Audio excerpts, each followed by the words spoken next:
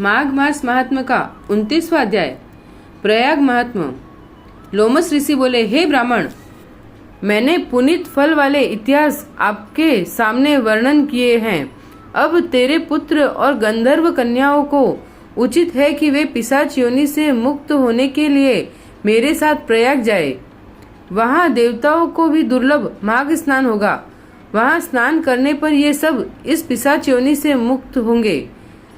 ऋषि के इन वचनों द्वारा अपनी मनोकामना पूर्ण होते देख वे पिशाचनियां और पिशाच सहर्ष उनके साथ प्रयाग के त्रिवेणी जल में स्नान करने हेतु जाने को तैयार हो गए।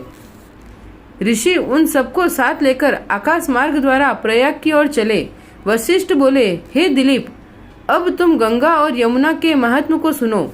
आकाश मार्ग से जाते हुए लोमस ऋषि ने सबको संबोधित करते हुए कहा, तीर्थराज प्रयाग को प्रणाम करो।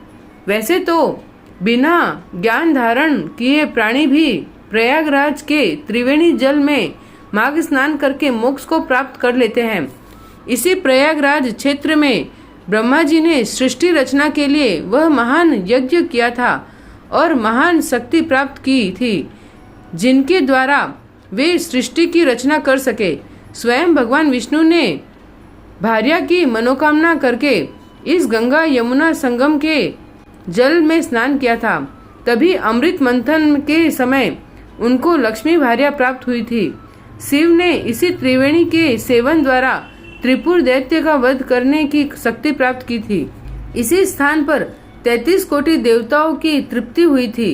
यही योग स्वरूप जनार्दन भगवान का सुख है। जहाँ प्रलय के समय मार्कंडेय ऋषि ने हरण ग्रहण की थी, समस्त पापों को हरण करने वाला यह यमुना जी है। यहाँ स्नान करने वाले निष्पाप होते हैं, सभी को मुक्ति प्राप्त होती है। इस विषय में एक इतिहास को सुनो। किसी समय ऋचिक ऋषि ने एक गंधर्व को श्राप दिया और वह काक हो गया। उस गंधर्व ने काक होते ही तुरंत इस त्रिवेणी के जल में स्नान कर डाला। उसके प्रभाव से वह श्राप से मुक्त हो गया। इसी प्रकार जब इंद्र द्वारा श्राप प्राप्त कर उर्वशी इंद्रलोक से गिरी, उसने भी स्नान कर अपने को तुरंत श्राप मुक्त कर लिया था। नहुस के पुत्र ययाति ने इस त्रिवेणी स्नान के द्वारा पुत्र प्राप्त किया था। इन्होंने धन एवं पुत्र की कामना से त्रिवेणी स्नान किया। कश्यप जी ने यहाँ तप किया। भारद्वाज ने यही सिद्धियां प्राप्त की। सनकादिक ऋषि यहाँ के सेवन द्वारा महान योगी बने। जो माघ स्नान इस स्थान पर करते हैं वे कीर्तिमान नक्षत्र बनकर प्रकाश में सदैव ज्योतिर्मान रहते हैं। जो जैसी कामना से यह स्नान करता है वैसा ही फल प्राप्त करता है। अतः अब सब अपने पापों से मुक्ति की कामना करके स्नान करो। उन्होंने पापों से मुक्त होने के लिए त्रिवेणी में स्नान किया। स्नान करते ही वे उस पिशाच योनि से मुक्त हो गए।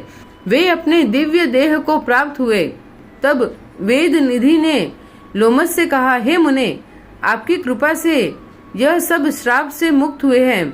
अब आप उपदेश दे। लोमस जी बोले, तुम्हारा पुत्र विद्या अध्ययन समाप्त कर चुका है, युवा है और यह कन्याएं भी इस पर मोहित है, अतः इनका विवाह हो जाना चाहिए। ऋषि के वचन मानकर उस ब्राह्मण पुत्र ने उन कन्याओं का वरण कर लिया। उन सबने लोमस जी को प्रणाम किया और ऋषि उन्हें आशीर्वाद देकर आश्रम चले गए। हे राजन, इस प्रकार वह ब्रह्मचारी उन 5 गंधर्व कन्याओं को साथ लेकर पिता के साथ घर चला गया। जो प्राणी इस पवित्र माघ मास महात्म को पढ़ता और सुनता है उसकी समस्त पापों से मुक्ति होती है। उसको मनोवांछित फल प्राप्त होते हैं और वह वैकुंठ को जाता है। इस इतिहास को सुनाने वाले द्विज का पूजन करके यथाशक्ति दक्षिणा देकर संतुष्ट करना चाहिए। ऐसा प्राणी सुखी रहता है। हर प्राणी को चाहिए कि वह अपने जीवन काल में कम से कम एक बार तीर्थराज प्रयाग में जाकर त्रिवेणी का स्नान मकर संक्रांति के दिन माघ मास में अवश्य करे, ताकि उसके भूतकाल में हुए पापों से छुटकारा मिल सके और भविष्य उज्जवल हो सके। स्नान के पश्चात यथाशक्ति सोना, चांदी, रुपया, अन्न, गुड़, तिल आदि का दान अवश्य करे, तभी स्नान दान का पुण्य फल मिलता है। 29वां अध्याय समाप्त। श्री राधे कृष्ण।